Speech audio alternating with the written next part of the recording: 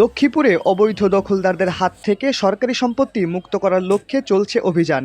রবিবার ২৯ ডিসেম্বর সকালে লক্ষ্মীপুর উপশহরে দালাল বাজার এলাকায় এই উচ্ছেদ অভিযান শুরু করা হয়। দীর্ঘদিন এ জেলার সড়কের দুপাশে ৫ শতাধিক অবৈধভাবে স্থাপনা গড়ে ওঠে। এসব অবৈধ স্থাপনা সরিয়ে নেওয়ার জন্য নোটিশ ও মাইকিং করা হলেও তা সরিয়ে নেওয়া হয়নি। এ বিষয়ে জেলা সড়ক ও জনপদ বিভাগের নির্বাহী প্রকৌশলী জহিরুল ইসলাম জানান, সকাল থেকে এ উদ্ধার অভিযান শুরু করা হয়।